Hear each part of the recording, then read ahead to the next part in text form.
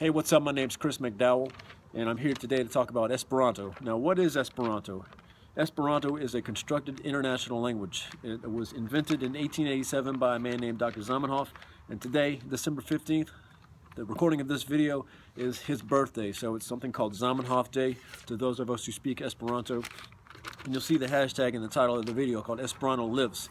It's just our way to try to market Esperanto, I guess, for those of you who don't speak it, for those of you who don't know it, or who think that it's a dead language. It's not a dead language. In fact, there are estimates up to 2 million people in the world speak the language.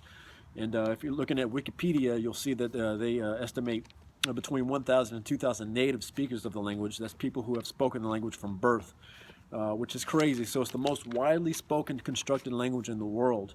You may have heard of other constructed languages like interlingua, or Volapük, or there's a few more. I can't think of them off the top of my head, but those have been far surpassed by Esperanto.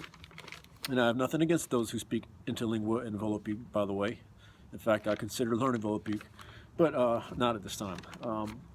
So Esperanto borrows from other languages around the world. In fact, around 80% of the language borrows from Romance languages. 20% about their Germanic languages, and some small percentage of the rest of it is made of some small percentages of other languages, like Slavic languages, and I don't know, I've even seen some Japanese and some Hebrew words being brought into the language, what I've read. But so it makes it easy. If you speak another Romance language, of course you're going to recognize a lot of words. Even a lot of English words are very, very easily recognizable in Esperanto. But if you're like me and you have not ever learned another language, you've studied languages in your life, you're disillusioned by the study of languages, you've spent countless hours trying to learn other languages, and I've tried to learn 6. You've spent tons of money on resources and courses trying to learn those languages, and you've failed miserably at every turn. And you've given up on languages, and you've given away and gotten rid of or burned all of your language learning materials and books. But you still kind of got a bug or a need to learn a language. Then Esperanto is a language for you. I was at that point last year. I gave up. I finally got fed up with all the books that I had. They were just taking up space, and I thought to myself, I'm never going to learn a language and speak another language other than my own English. And I got rid of just about all of the books. I brought them all to the Salvation Army. I boxed them up. Well, it didn't last a year before I just missed learning languages, because I've been learning languages since the 90s. So I remember hearing about Esperanto way back when, and I thought it was something like Klingon or some form of Spanish, which it's not. Now, of course, Klingon is an invented language, but it's a little different. It was created for the world of Star Trek.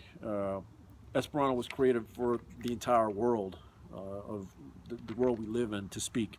And of course you can do that in Klingon as well, but look at that. It's just a little different. It's different. I'm just telling you, it's different. It's a lot of people think that we're nerdy for wanting to learn a made-up language, but once you start learning it, you'll realize it's got a culture of its own, and it's really not all as nerdy as you perceive it to be before you start learning it. And I recommend you give it at least 4 months. Give it 4 months, and I'm telling you, this is the language for you if you've never succeeded at learning another language. Esperanto will get you there within 4 months. I've already learned more than I learned in any other language I've ever studied in Esperanto.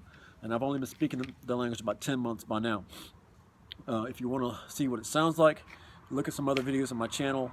I started recording videos of my Esperanto learning from the first week I started learning the language, and I released a video about every week for the first 20-something weeks.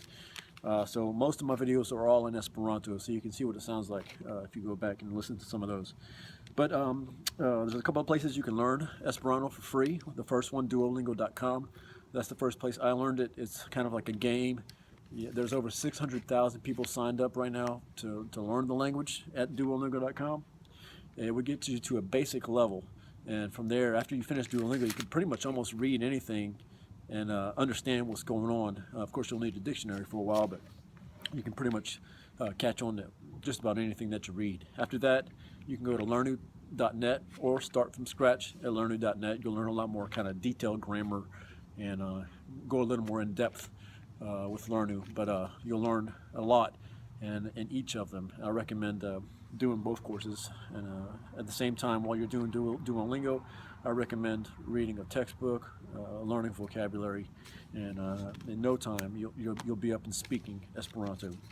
So go to Duolingo.com, join, start learning Esperanto for free, and then go to Facebook and join the Duolingo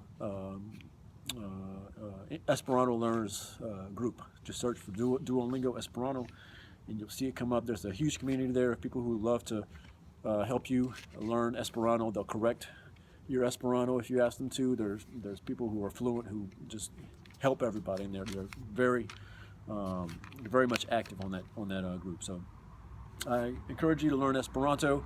Give it a chance. It'll kind of revive your love of learning languages. And I'm already learning French now. I'm kind of jumping to the next language. So that's it for now. I'll talk to you later.